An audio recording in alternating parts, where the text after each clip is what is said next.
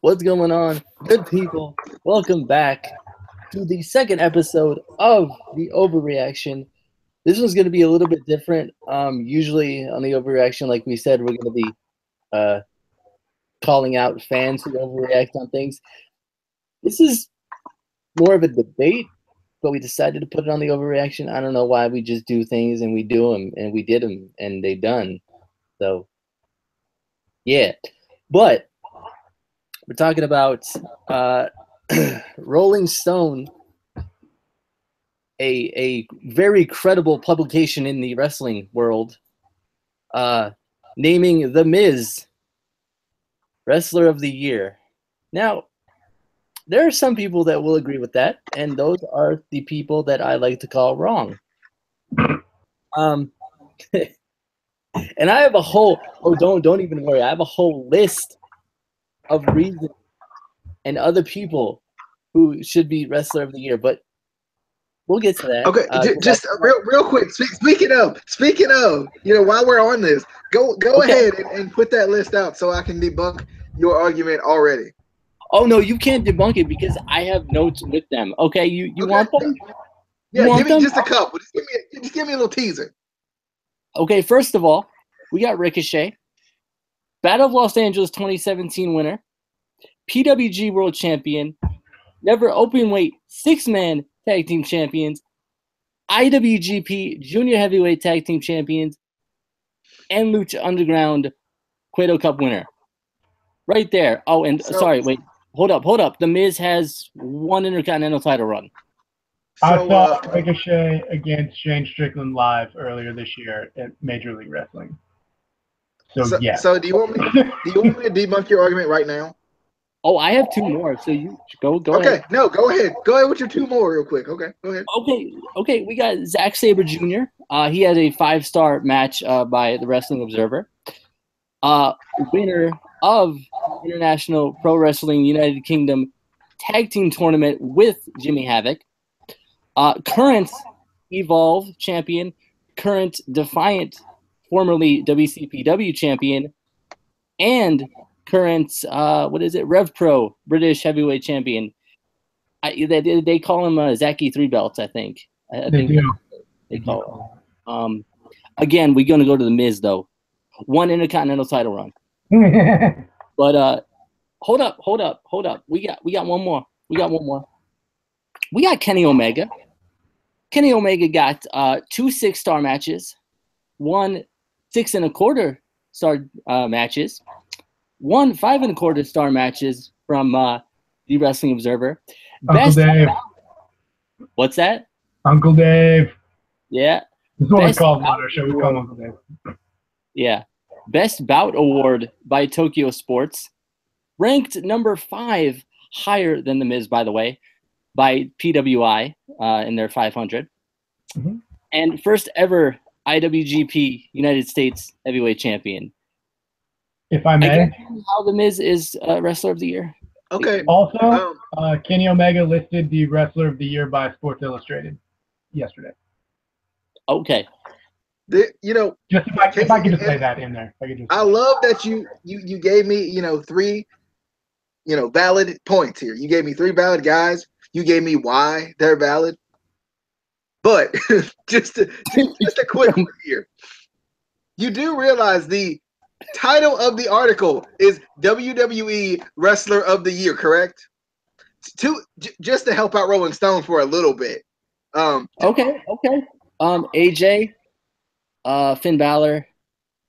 But did AJ hold the Intercontinental title, as you have said before, and he elevated that title. You have said it multiple times this year, don't you? We have it on record of you saying it. Okay, just because he elevated one title. Also, speaking of elevating one title, let's be honest now. Kenny Omega, these guys that are in the Indies, they have a little bit of an advantage to be Superstar of the Year because they can hold 3 belts at one time. I mean, they could. Can they not? Allow them to, but WWE won't allow. Is that the Miz's fault for that he can't be allowed to hold a more than one title? Yes. We didn't give the Superstar of the Year last year to Seth Rollins because he won the the U.S. title and the world title in the same time frame. We didn't say that at the same, consecutively right there. We What? didn't give anyone the wrestler of the year last year. Shut up. But I don't know. In my opinion, I feel like a lot of times we as wrestling fans fall so in love with the indies that we oftentimes forget about the WWE guys. Like, there's a lot of guys that deserve a little bit more credit than they're getting, right? That are very talented guys. And I think The Miz is one of those guys. Like, I personally love The Miz. And you have been on record saying that he did elevate a title which we say we don't care about anymore. Even him not being there elevated the title. Admittedly, like, listen, and this is the thing on this podcast, especially with you and Amy. Any wrestler that I don't specifically like, you automatically assume I hate. I don't hate The Miz. I give him credit when credit is due. I just don't think credit is due right for this. Maybe not. I would say, and this was actually before I actually saw the title of the article was WWE Wrestler of the Year. But I mean, I think he is deserving of a nomination for what he's done this year. Sure. I think he may not be Wrestler of the Year, but he is deserving of a nomination. I think he did more for the Intercontinental title than AJ Styles did. AJ Styles and Kevin Owens combined did for the U.S. title. And those are guys who we would say are better than The Miz in ring, and probably from a promo perspective. No. Neither one of them are better than Miz on promo. I don't know. Some people would say it. Some people don't like Miz. No, Miz cuts the third. He's the third best guy on the mic in the company right now. I think. Besides Roman Reigns, this is my yard now. Greatest promo of all time. Besides what? I said but behind Roman Reigns, this is my yard now. Greatest promo of all time. No, legitimate. All right, so we did, like, shameless plug. I don't care. You brought me on. So we did our end of the year awards too a little while ago, and that was my promo of the year was Reigns right after WrestleMania, where he just played with the crowd for like 4 minutes and 55 seconds, and then dropped a 5-word promo that was like absolutely ridiculously great. Also, for me, if I'm making WWE male wrestler of the year, or whatever, it's going to one guy, and you guys are going to laugh, but I don't really care because you have to look at this from a historical perspective. It is Jinder Mahal. And I love Jinder Mahal. Hold on. Give me somebody that has gone from that much of an unwanted, unused, fired scrub that was the third best guy in 3MB. He was the third best, right? Fourth best once Hornswoggle showed up, right? Like, he was bottom of the barrel on a group nobody cared about. Got fired, came back with Slater, beat him out of his contract, and then was a jobber for 4 weeks, 5, 6 weeks, whatever, a couple months on Raw. Most of the time, he never even showed up on TV, but when he did, it was to lose in 2 minutes to further another storyline. He gets transferred to SmackDown, and all of a sudden, he's holding the belt for like 5 months, beats AJ Styles, beats Shinsuke Nakamura, brings back the Punjabi prison match. Boom, you're welcome, Earth. Brings back the Great Khali, again, welcome, Earth.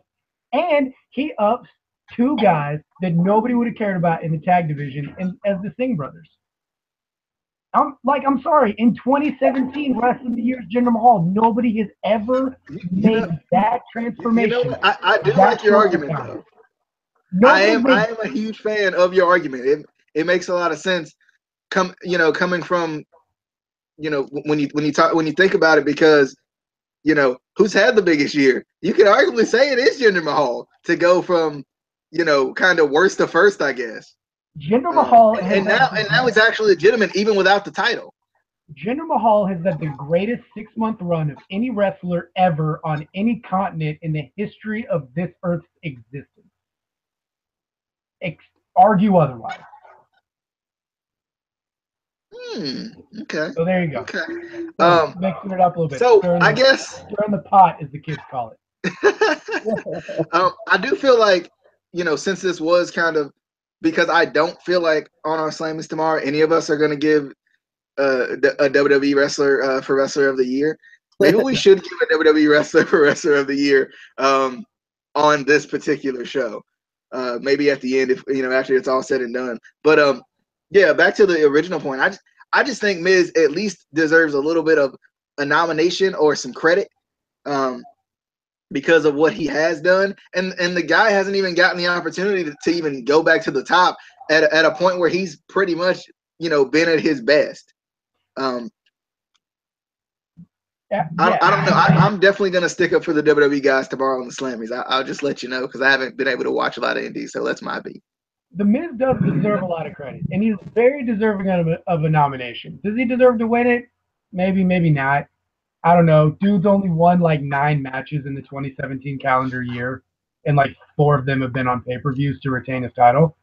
So that, statistically, that doesn't work out well for him, which whatever. That doesn't mean much. Wins, losses mean not a lot, but you're following trends. But he had to carry the load. He had to make the IC title the most cared about belt on the most cared about brand because Lesnar was gone like 8 months of the year this year without the belt. Like, he had a tough job to do, and I give him credit for doing as well as he did. He brought 2 dudes out of obscurity to create the Miztourage to try and keep himself relevant, right? The worst thing that could have happened to them was the 3 of them took a beat down by Lesnar for no apparent reason, and that just absolutely squashed everything about the Miztourage that night on Raw. But he's done a lot for Raw this year. He's done a lot for the WWE company. He's had to keep a belt relevant because the actual relevant belt was never on TV because it was given to a part-timer. So I give him credit, all the credit in the world. He deserves to be on the short list. The more that I think about it, now that we're narrowing it down just to WWE Wrestler of the Year,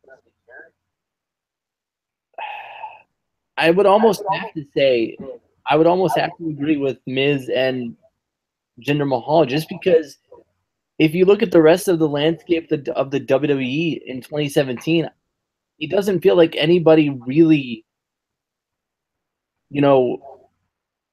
jumped out at you, or was allowed. I think you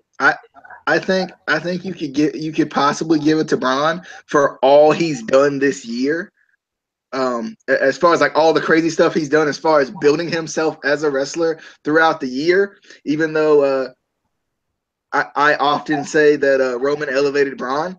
So maybe you give it to Roman for elevating Braun in the first place because it's a fact. No one cared about Braun until he stepped into the ring with Roman Reigns. I'm just saying, or stepped into a program or a feud with Roman Reigns. But you could arguably give it to Braun as well. I feel like WWE Superstar of the Year would be kind of also still difficult. Because I think there are a couple of guys that could have it. I think you got Roman, as much as people hate him for being the guy and all this. Still,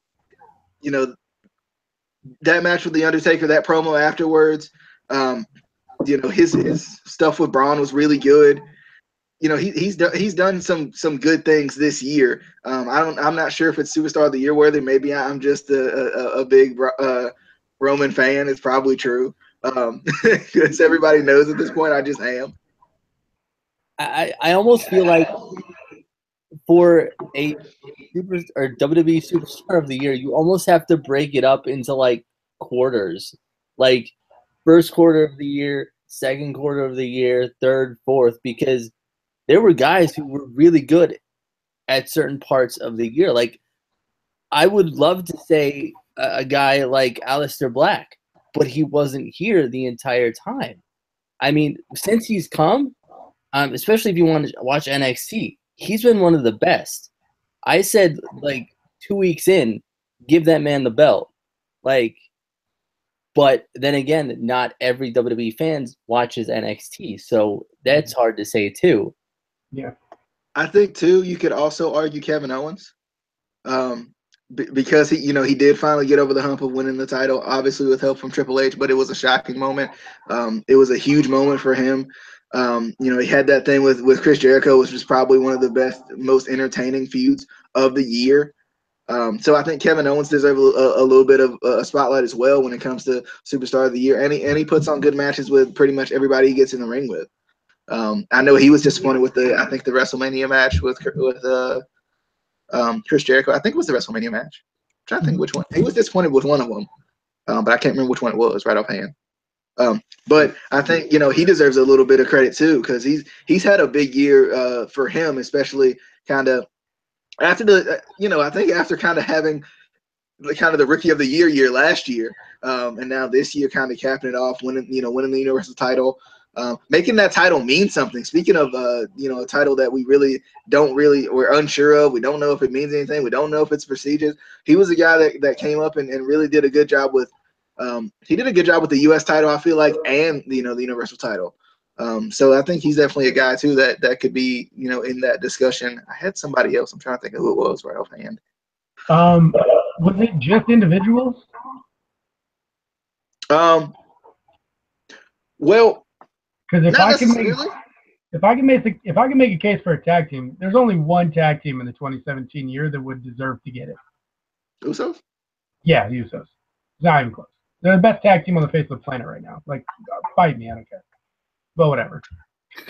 Like they are. They absolutely changed the game for tag wrestling. I see Casey's not fighting that one. If I would have said that, he would have jumped down my throat for it because he hates the Usos. No. They changed tag wrestling in the WWE with the false finishes, the quick flurries, the blind tags, the 2 9/10 kicks. Like when they finally flipped to become the new Usos that they became with like the penitentiary and whatever, which is like I think a fantastic gimmick. I'm glad they changed to it. This made them so much better. They changed tag team wrestling. They made the New Day relevant in 2017 again with their feud. See, and I don't hate another person or team that I don't hate. And DJ and I have talked about this before. We've seen them too much. It's overexposure, I think, with me and the Usos. It feels like for the majority of the year, the titles were hot potato between the Usos and the New Day, the Usos and whatever, the Usos. That's one of the big issues we have with the tag team division is it's always the same two teams or the same three teams.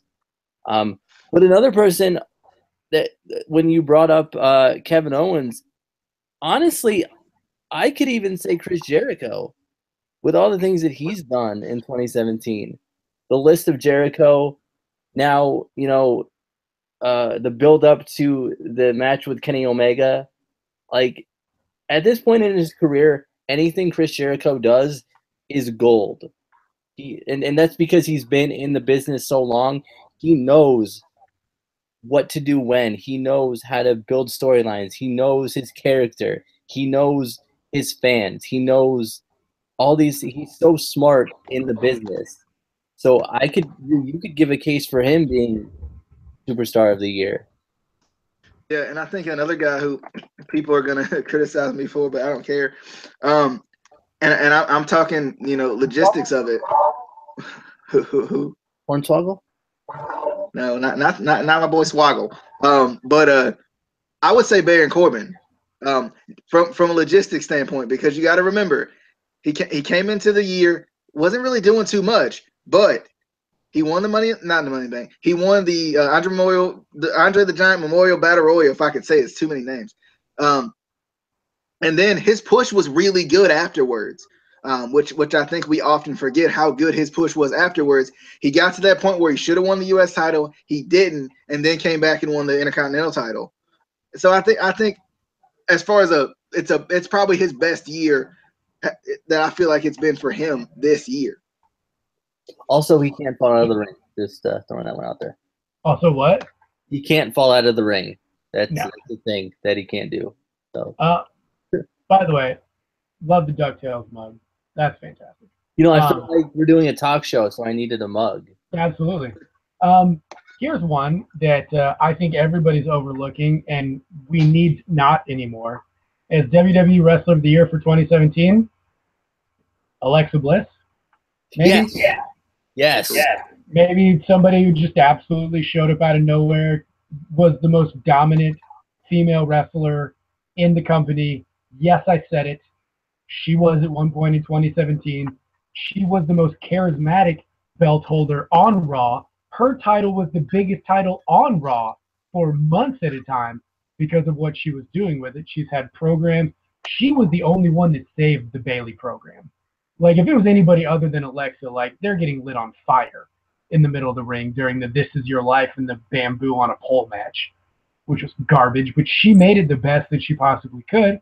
Then she's had the Nia thing. She's had the Mickey James thing, which was a great program, which I think people overlooked the idea of the new generation person versus the get off my lawn generation person, and how those two were not yelling at each other, but they were yelling at each other's demographic. And so it was real, but it wasn't derogatory, if that makes sense. I think that if you dissect that program, I think people missed all of the boat on that one, and it was incredible. And she was the best. She was the best. She's one of the best wrestlers right now, and she's a lot like Braun, where nobody would have expected a year like this from either one of them, and they got in the ring with the right people, and they blew up. And I think Alexa Bliss should have been at least second or sniffing at the Miz or Gender or Wrestler of the Year. I think it's a shame that she didn't get it. I figured out my definite Wrestler of the Year. Casey, you were saying something?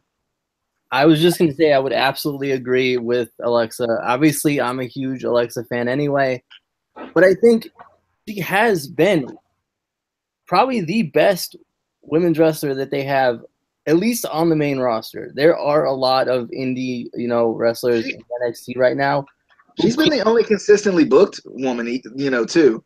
And I think the only problem is I think fans are still at the point where they don't really respect what she can do in the ring. I don't think yet, especially the kind of main roster fans. I think they still see, she's a pretty face. She's just probably one of the, like the old, divas that, were just pretty faces and couldn't wrestle. And I don't think they give her credit yet that she deserves. Fans give her credit, don't get me wrong. I just don't think they give her the credit that she deserves, not only in ring, but on the mic, backstage segments, everything she does. She's so charismatic. Even stuff on Instagram with her and Nia Jax, everything she does is entertaining. And it's because I feel like she's just having fun, and that's the key. Yeah. Okay. So my definite Wrestler of the Year. Yeah. I think this is the last guy I'm putting out here because I think this is my real, like, after looking at it and thinking about it a little bit. It's kind of unfortunate because he did leave the company when I think September, October.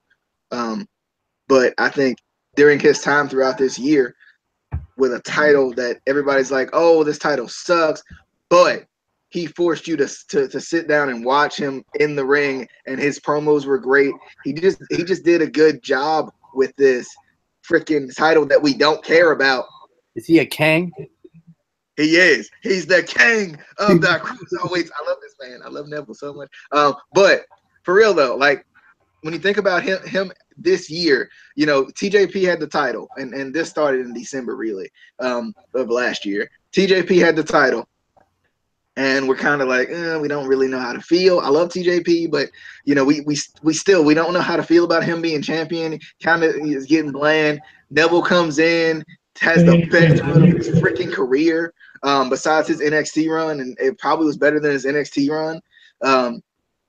And then comes out and makes us actually want to freaking sit there and watch 205 Live, and we want to sit there and watch this title be defended. And he had good matches against pretty much everybody he was in the ring with.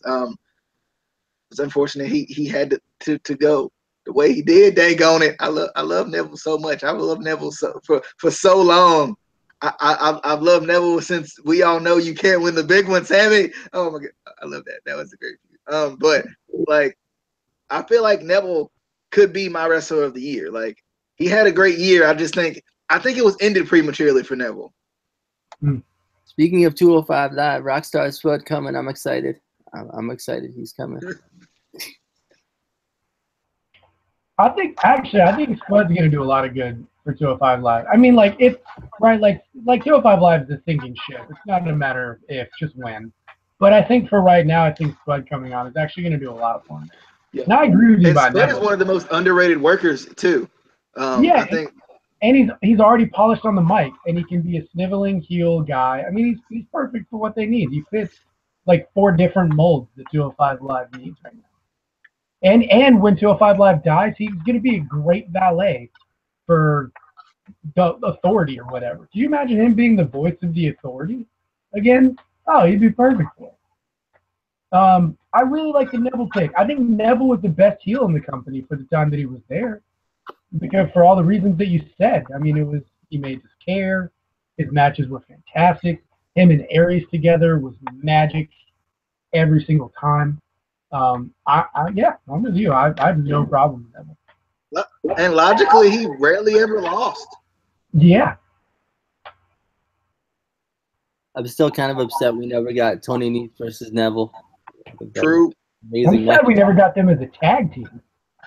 Ooh, that would have been good. See, and this is all right. That's a different tangent. Doesn't matter. Anyways, we're talking about wrestling. I also think Dark Horse. If we're Dark Horse, Enzo should be in the conversation. Just look at what he's done in the 2017 year. Like him, love him, whatever. Hate him, who cares? I think he should have been in the top 15. Yeah. I mean, as much as I didn't like that they put him on 205 Live because, and my thing from 205 Live from the beginning is I wanted these guys who came from the Cruiserweight Classic to be shown and to be kind of given their own spotlight and not have all these guys that already are established on, WWE come in and, take the spotlight. But when he came to 205 Live, I think he did, bring a little bit more of that, main roster fans and kind of brought attention to it as a little bit, the little that he could. Obviously, like you said, it is at this point a sinking ship. But I think he did kind of,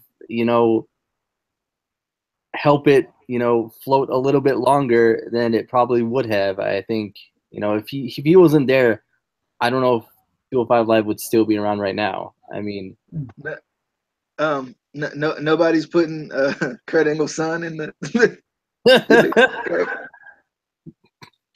I'm sorry, Okay. Kurt Angle's son.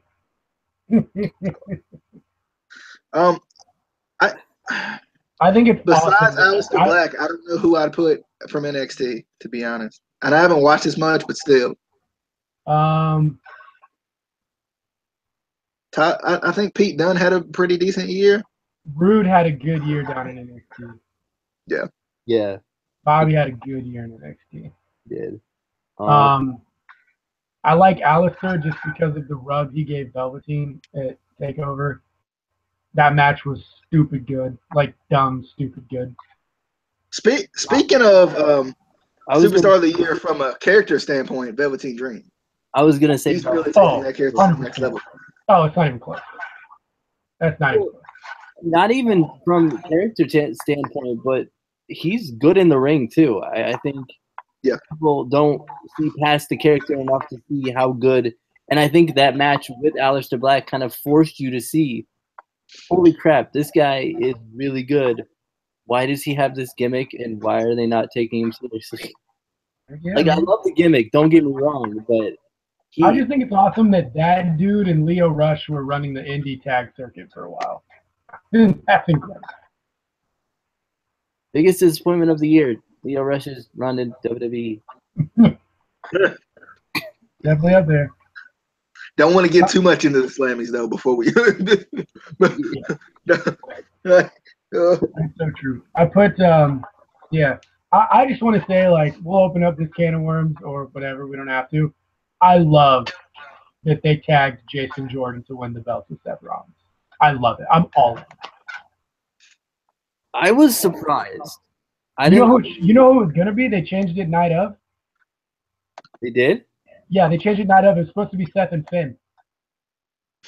Oh, that would have been awesome. They changed it during the show. They were like, last second, they were like, no, we're gonna go Jordan. I'm slightly upset now.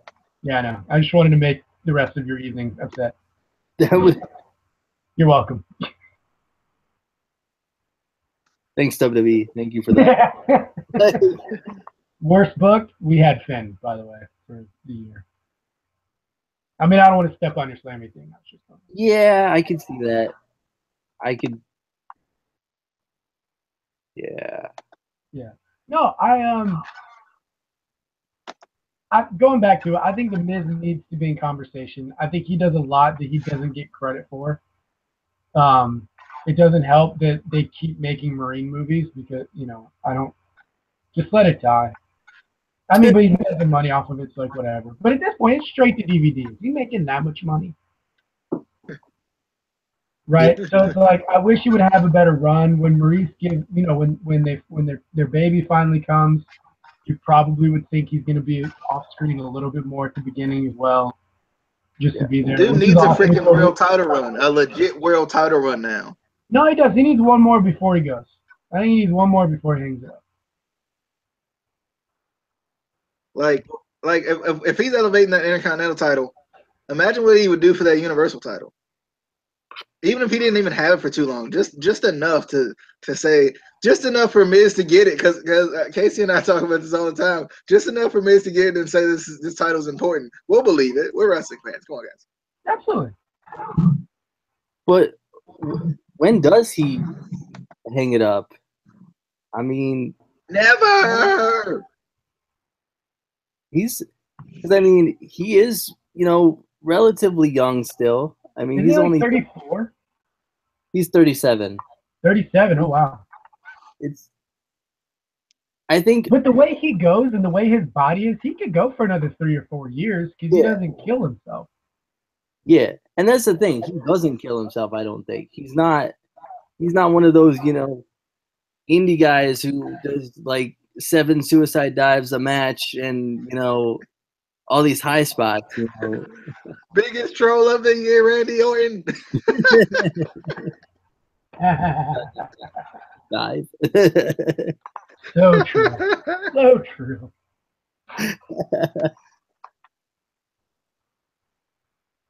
Who made the comment about was it Randy Orton that said that all indie matches are like he wrote out the script for indie matches? No, it was because that was the biggest troll. His was just dive, and that's all he put. Or freaking whoever put out that transcript for indie matches. Obviously, it wasn't a real transcript, but it pretty much was. That's my boy, baby.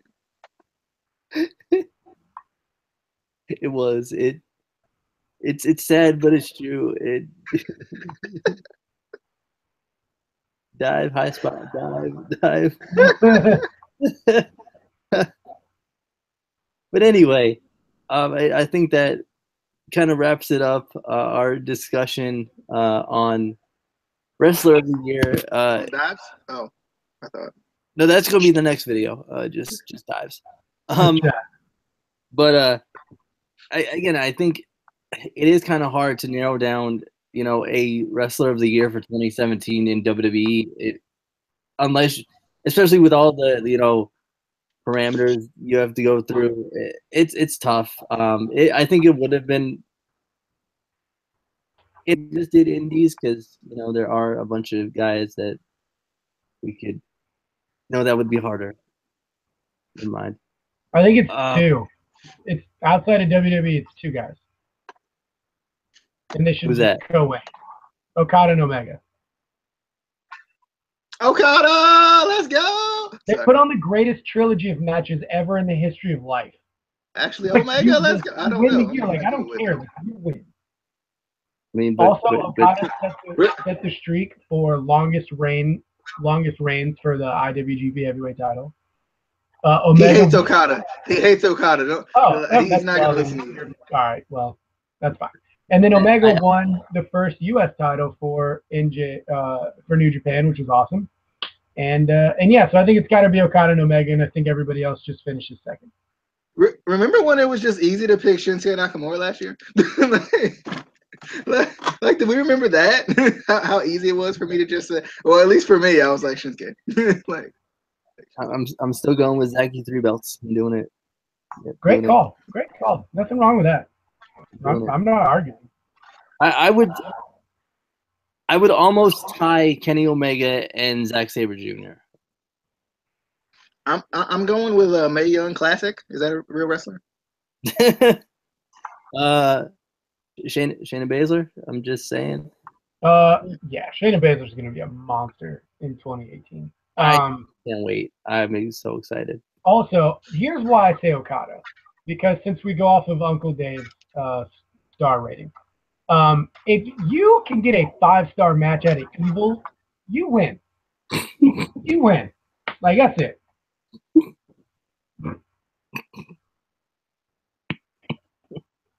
Like, ball game. Like, Omega, that's fine. Naito, that match is going to be incredible. Other matches, you drew 5 with Evil. You won the day. I'm going with Silas Young. Finally got that title though. That's real man. Hey, the Peacock finally getting the title. Old Dalton. Cody Rhodes. He literally made the Ring of Honor.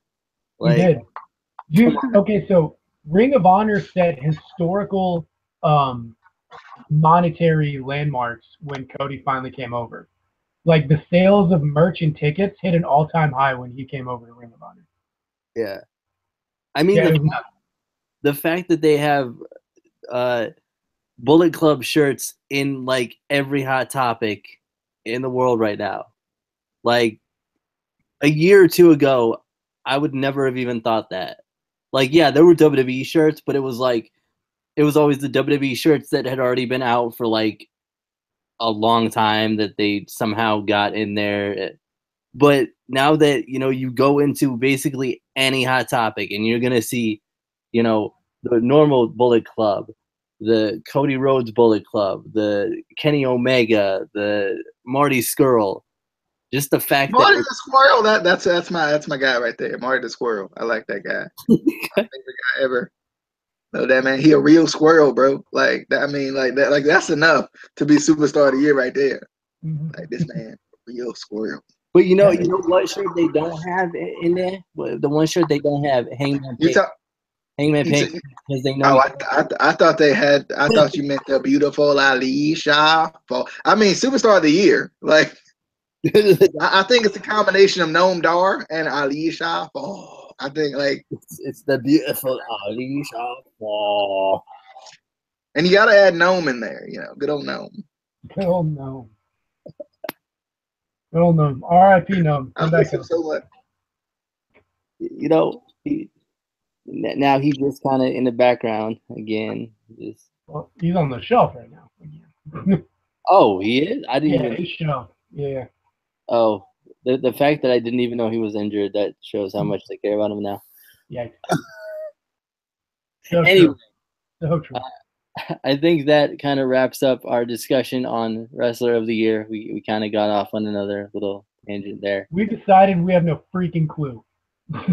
We have no idea. Not the Miz, but we know it's not. All we know. So the Slammies, how difficult this gonna be? Like, we couldn't come up with Superstar of the Year. How are we gonna come up with anything else tomorrow? all of them are just gonna be Grado. Right? Yeah. I think Grado and O-Dog are a combination of the two. I mean, that man, if we're talking just about impact, he had probably the greatest year other than Laurel Van Ness. Richard Justice had the greatest year. I feel like I love him so much. Somebody found a picture of a young Jeremy Borash wrestling on like Velocity or something like that, like back in the early 2000s, is like a workout.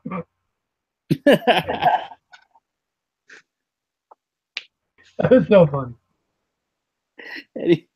Anyway, that'll be it. But be sure to tune in tomorrow night. We'll do our annual ICWP Slam. That's right. We still do them. WWE gave up, but we don't. We never give up. 3rd year in a row. We doing them because we don't quit.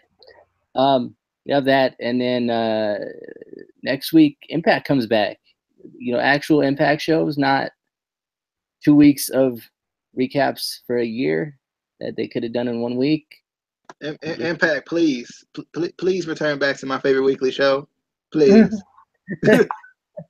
Like, because this year y'all done goofed. So. Yeah, y'all. I mean, and I feel bad for you too, because like you went through like 3 different names, 3 different owners. Like you need to. You went through Jeff Jarrett. Like, who, by the way, how bad are you when Jarrett's got to go to WWE to get healthy because y'all don't have a program? Right? Like, how jacked up is that situation? First off. Yeah, that's pretty. Sorry, I'm sorry. I have a little bit of like negativity towards TNA off the bat. Like, I don't watch it like I don't. I did, and then they got rid of everybody. I was hooked. When it was like the original X Division and all that stuff, man, I used to watch TNA all the time. They let everybody go. They got crazy in the front office. They started doing bad business. Bobby Roode and Eric Young still ain't been paid over $1 million that they earned in TNA. They still ain't been paid that money. Pay them their money. Do it. Pay them their money. But TNA's come around. They got some good people on there. Like I love Grado. Like Grado cracks me the heck up. Yeah, I think the thing about TNA is I feel like they always have really good talent. It's just the management. Oh my God, why? Like, but it's there. Like it's there when they fix the front office. It's like the Browns. Fix the front office and you're fine. I don't know about that. It's still the Browns. And we've talked about that before too. I feel like if they get a headstrong leader, like as much as people hated Dixie Carter, at least she kept that company going in a single direction. Whereas I think now with all these name changes and all these different owners coming in, they don't even know what they want to do. At least Dixie Carter had a direction that she wanted to go. But I mean, even with Dixie Carter, there was still a lot of problems with people not getting paid. Yeah, I mean, there was still a lot of problems. Don't get me wrong, but I feel like at least Dixie Carter was willing to take the chances that nobody else would. Yeah. Also, I feel like they did some things wrong when like Sting, Angle, and Team 3D are like one of the only ones in the TNA Hall of Fame, and it's like not Joe, it's not AJ. You know what I mean? Like it's not the dudes who bled. It's not Chris Daniels. You know, like it's not those guys. I'm just like, man, you did them dirty wrong when you did that like that. Like I love Sting. Like, Sting's one of my like top 3 all-time dead or alive. But like, come on.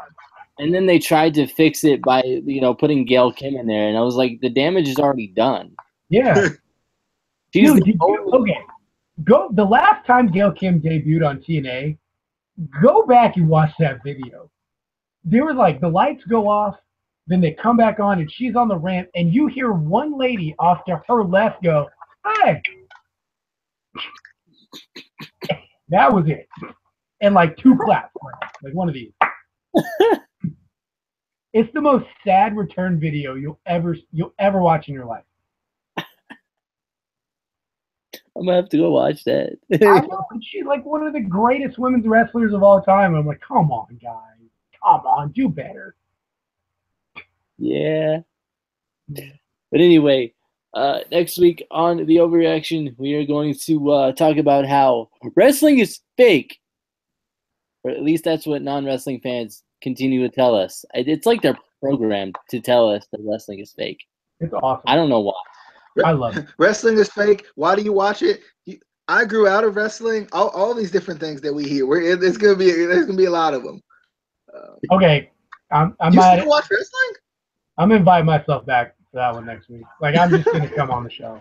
No, you're invited. I'm just coming. You are cordially invited. We sent you the invite 3 weeks ago. No, that's true. I think you're a permanent member of the show. A permanent fixture of the Overreaction. So we'll see you guys then. Before that, we got NFL picks again. I think this is the last one. I think. I get confused when they added a 7. It's week 17 this week. It'll be playoff picks coming up this upcoming week. You're right. When they added another week to the season, it threw me off because it used to be 16 weeks, and then they was like, "Nah, let's do another one," and I was like, "Why? Why not make more money?" But we'll be back for that on Tuesday. I think probably going to be doing a couple reviews this week for WWA, World Wrestling Alliance, which is a promotion we're going to be working with a little bit. We got the deal we did, so we're not making money or nothing. Like we're not like that or nothing. We ain't on the roster yet, but we working on being on the roster. We getting a couple dark matches. We getting a couple of them dark matches. DJ over there just with that. But I'm not. He's looking for the title. Yeah, you're right. Hold up. I'm take it on DJ. There we go. He got the title. He got the title. He got the.